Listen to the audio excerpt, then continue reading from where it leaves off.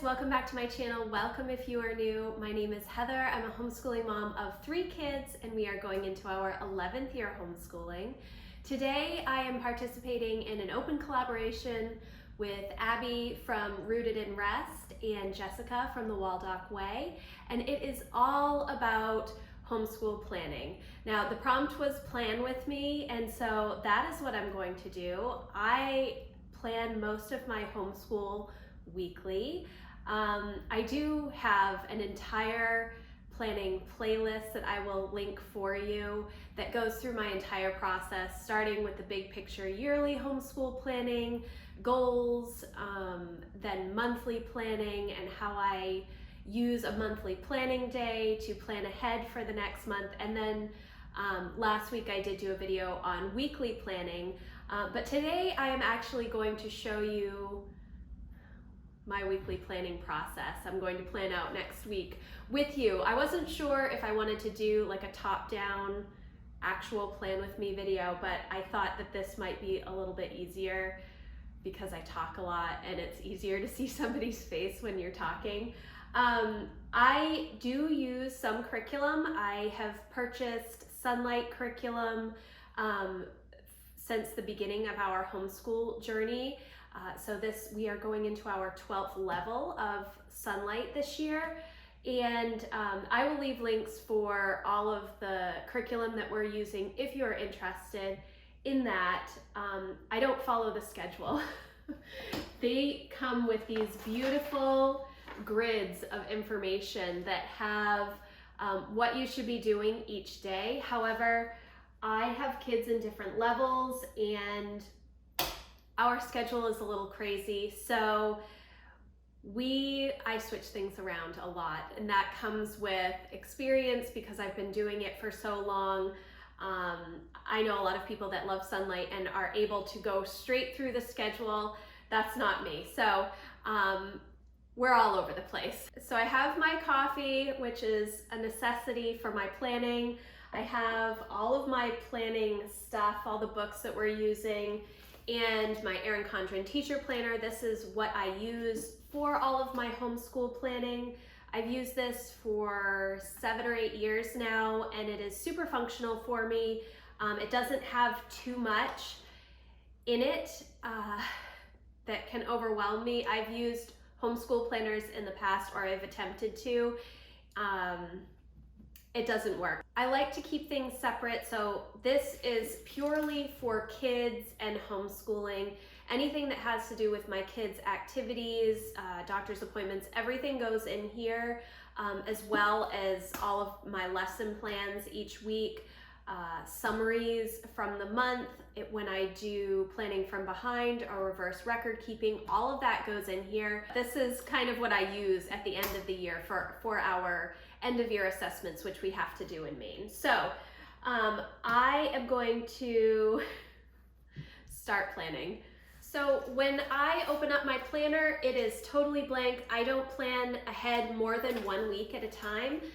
If you go back and watch my monthly planning video, I do look ahead to what I think we will accomplish in the month, but I don't plan out everything on a week by week basis for the month. That is mainly because after over a decade of homeschooling, I realized that things come up. Things constantly come up. You can try and manage your home and everything that's going on in your life, but things still seem to come up. So I used to plan out more at once, or I used to try and really follow the schedule that Sunlight provides. However, I would get behind and then I would try and double up days, and things would not work, and I felt always behind. I didn't feel like I was accomplishing what I needed to. And that is not a fun way to homeschool. I do color code. I have used the same colors forever. These are I use Stettler fine liners and Erin Condren dual tip markers. So I have purple, which is everybody in the family. I have this light pink color, which is Lucy, the blue is Jack, and then this magenta color is Emma. And then I have the same corresponding fine liners. They come in later for stuff that I write down for my kids specifically, not in my planner. So the first thing that I do is I label my columns. You can get stickers. I don't have the neatest handwriting, but I do just label these columns. I have one for Emma, one for Jack, one for Lucy, and then on the other side, I have a history, a science, and then a Brave Writer / read alouds section. We do a lot of Brave Writer for our ELA. We also use some of the Sunlight stuff as well. So these columns are always in purple because I've always thought of our history, science, and read alouds as together subjects. Lucy is in first grade this year, so she has a little bit more history and science that I am doing separately with her. So I do write out her stuff in pink, but it's still under the same column. And then this last column is a notes column. Sometimes I will use it for daily things like Wordly Wise or handwriting, or something small that my kids just go to the next page on, and I don't need to write down lessons about it or remind myself because they are capable of moving ahead. I've also in the past used it for circle time because Lucy is so little. We've done circle time for many years with her, and we are still doing some of that this year, not as much, but so I'm going to label the columns first.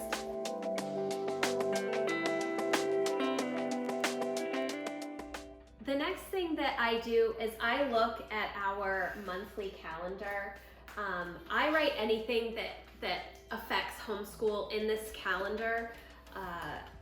It helps keep me on track so I know what's going on and I don't have to flip back and forth between my personal calendar. My personal calendar does sit out in my office every day, so I do glance at it. But when I'm doing my planning, it's nice to just have it in this monthly calendar section. So this month changed everything about our homeschooling. If you watched my August wrap-up video, you will know that my kids are now participating in public school band and chorus.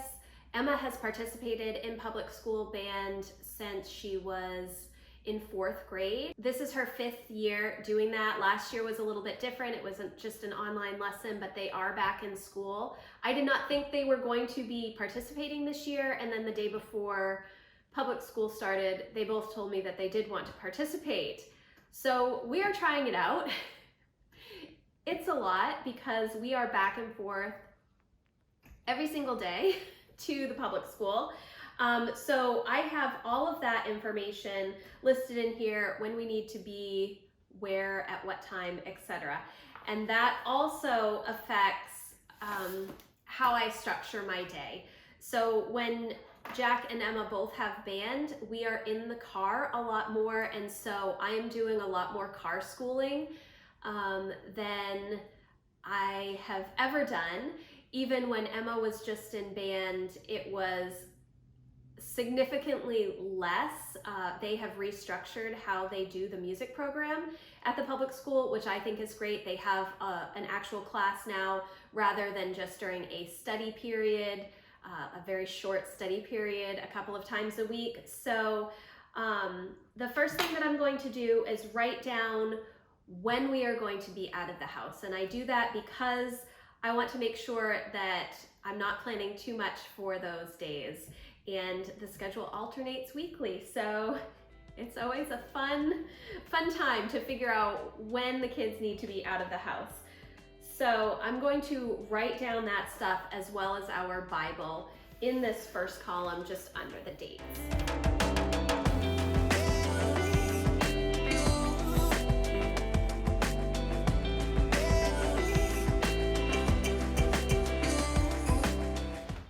Okay, so after I write down all of our Bible and when we are going to be outside of the house for the week, I start with Emma's planning first. When Emma is doing car schooling, we try and have her done with algebra before we leave in the morning for Jack's band, and then we do Spanish in the car together.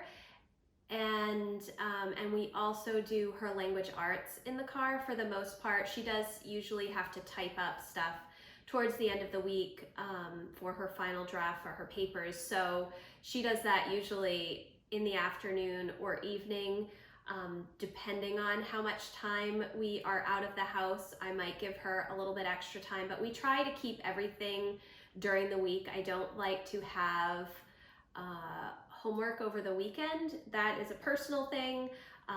You know, some parents do have their kids doing some high school level work over the weekends, and I'm sure as we get into more all high school level courses that she will most likely have a little bit of work. I try to get most of the stuff down and printed out for the week for car schooling. Her Spanish class is actually online, but when we are out of the house, it is easier for me to print out some of the material and do it in the car with her. I did take Spanish in high school and college, so beginning Spanish 1 is not too challenging for me, even though it has been many, many years since I've done Spanish. So I'm going to go through and write out Emma's individual subjects first on this so that I know what we're going to be working on this week for her.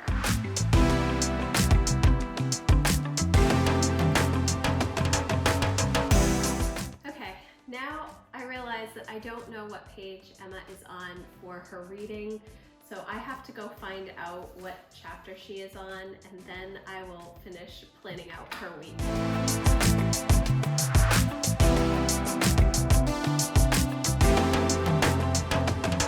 So now I'm done with Emma, and what I do is I just write the subject and what we're doing. So for Spanish, we'll be working on day 34. She has to work on a brochure project, teaching textbooks, lesson 32, Gammage Cup, chapters 20 through 22, language arts, week 7 mechanics, plus working on her comparison paper, Wordly Wise, handwriting, current events. We use World Watch for current events, and that's just what I do for her whole column. And these are individual subjects that she is pretty much able to do on her own. I do help a little bit with Spanish, or if she has questions about algebra, I will answer those. And then I do start with the language arts. I give her the rundown of what we're doing.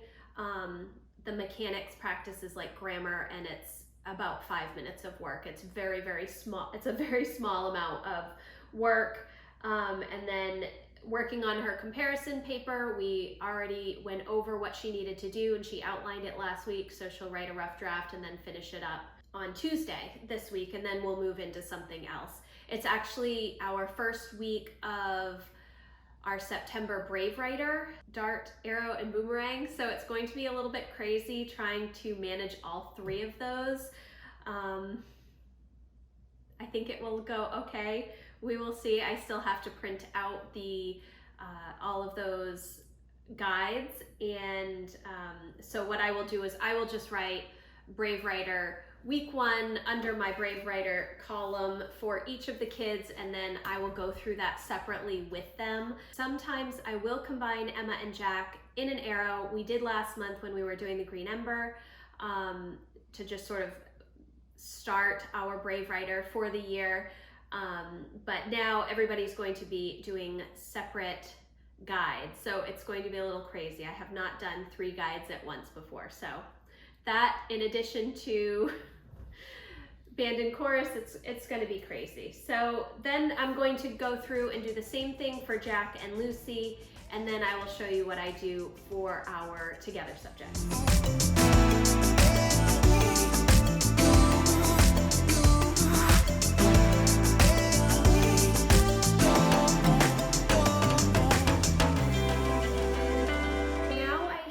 All of my kids' individual work down on my planner. Most of this is stuff that they are able to go through on their own. The exception is Lucy. I do sit with her when she is practicing her reading, She is able to actually do her handwriting on her own, and then the math, usually I will give her the instructions for her math exercise, and then if she has questions, she will ask me. But she actually is quite good at math and usually doesn't have any trouble. The biggest trouble is when we are writing numbers and sometimes she flips them backwards. With all of the individual subjects, I try to do most of the work at the beginning of the week, and then we lighten up as the week goes on. Lucy has the same things every day: read, handwriting, and a math exercise. So that doesn't really change for her. But as the week goes on, we do have a little bit lighter days on Thursday and Friday, and this helps if we do fall behind a little bit. We are still trying to figure out how to manage time best.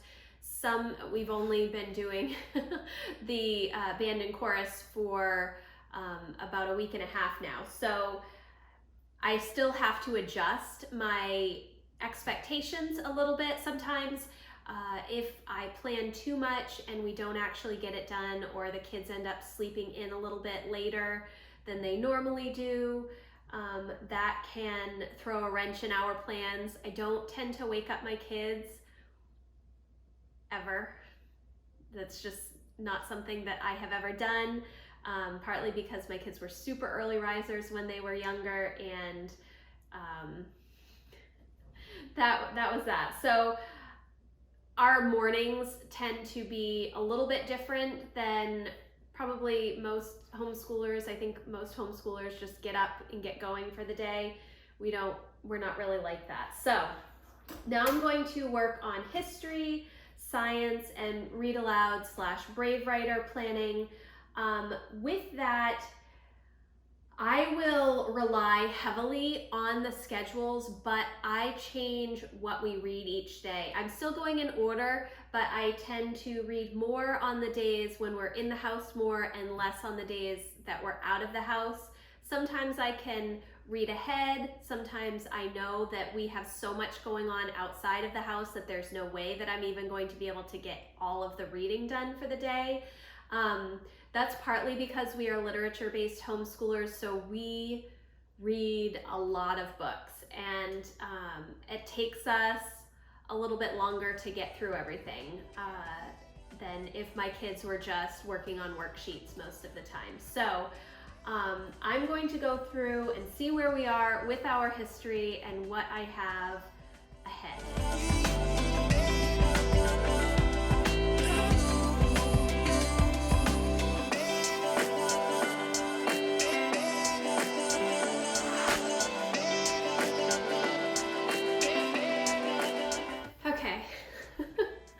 So now I have history, science, read alouds, and brave writer. And for brave writer, I just write what week we are on and what guide we are on. I don't write all of that down because I do teach right out of either the dart, the arrow, or the boomerang.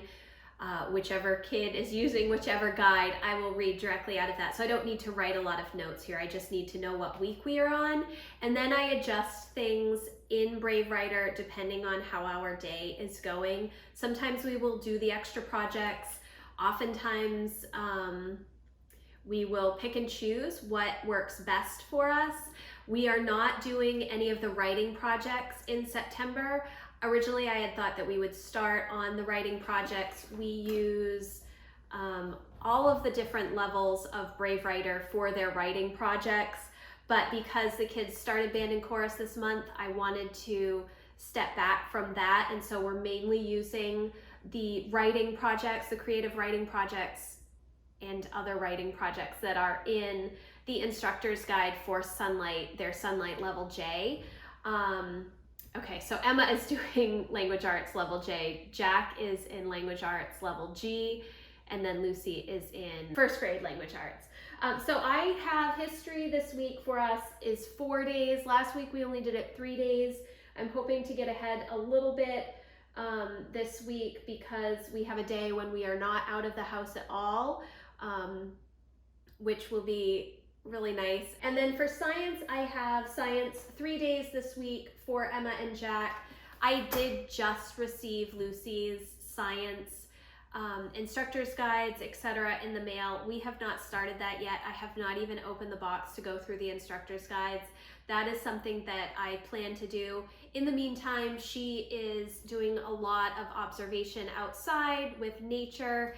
She is just in first grade, so she doesn't need to have like a whole lab science thing going on. And then read alouds, we're reading Penny from Heaven and Mr. Popper's Penguins for Lucy, plus all of our history and science reading.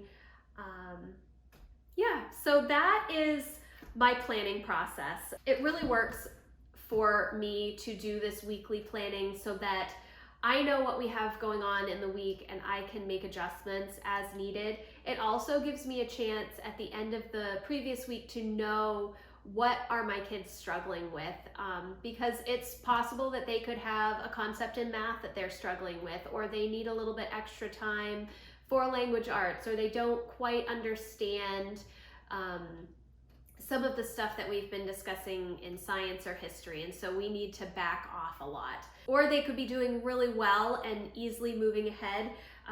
This month, Jack, I do not have assigned reading for Jack, so he picked up the Harry Potter series again, which he's already read a couple of times. So I don't have an assigned amount of reading for him. He just will go and read on his own.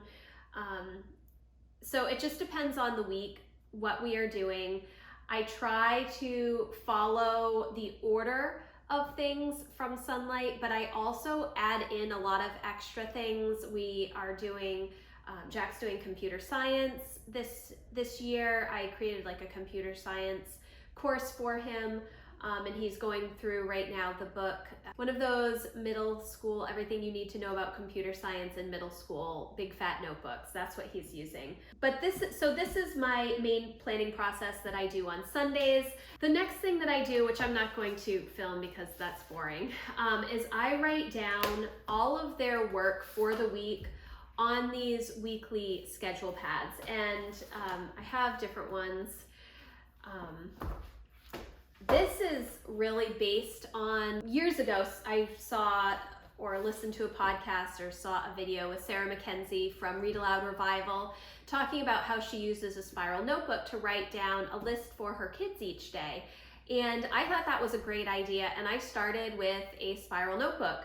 But what ends up happening when I have unlimited space, like a page in a notebook, is I will write down way more than we can actually get done. And that's part of the reason that I like these well-defined boxes in the teacher planner for Erin Condren. It's not open-ended. I only have a set amount of lines.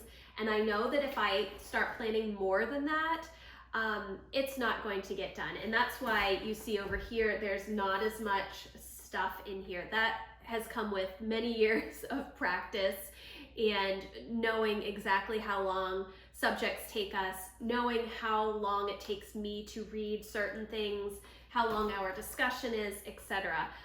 It does take a little bit of time to figure that out. But what I started with when my kids were really little was using these. These are from Erin Condren, these weekly schedule pads, and I would write down what they need to get done each day. If it's with mom, I will write with mom and a checkbox. My kids do really well when they have a checkbox that they can check off. That's very similar to me.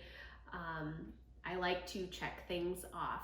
So this is what I have always used in the past. And then last year I got this, which was a new schedule pad. I will leave links for these. I don't know if these are all still available or not.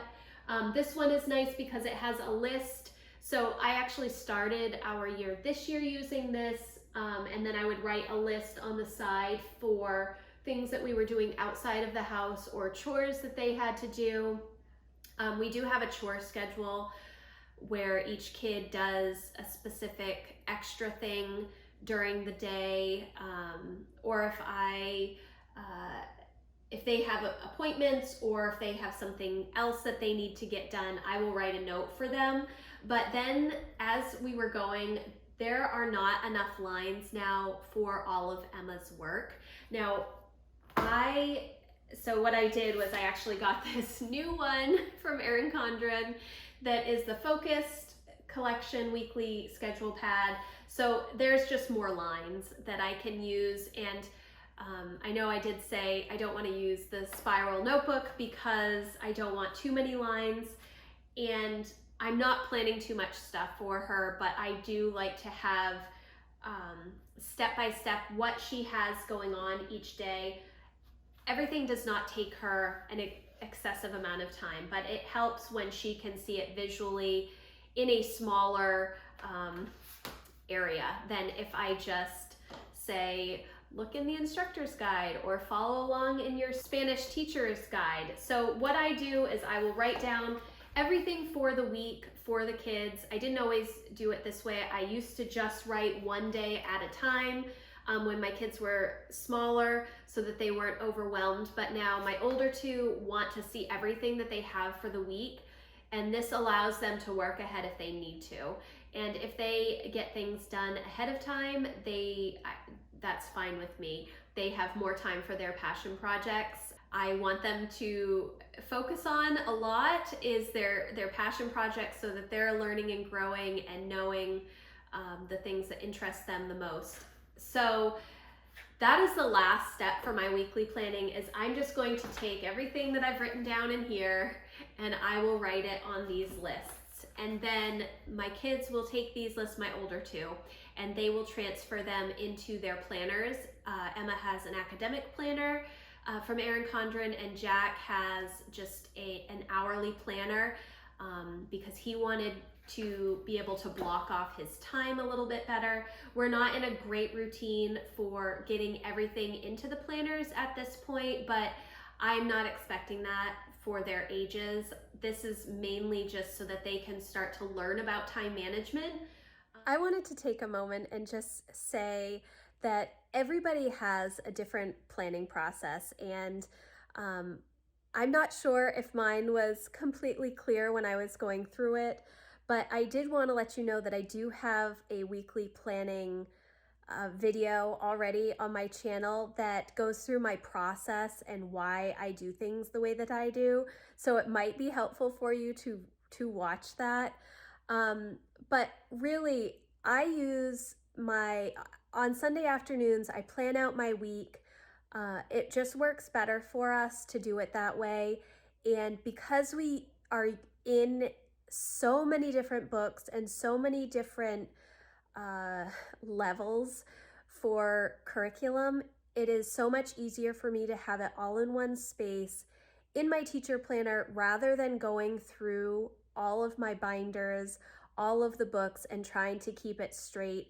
Obviously, I have bookmarks and everything, all of the books that we're reading, but for me to just grab a stack of 10 books and say, okay, let's sit down and start working on stuff, it is not as manageable for me. But when I write it all down, it is less overwhelming because everything is in one place and I know what we have going on for the week ahead.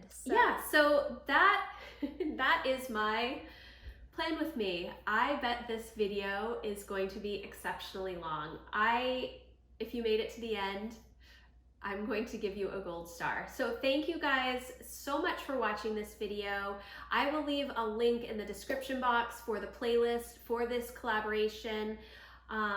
If you like this video, please give it a thumbs up, and I will see you in the next video. Bye guys.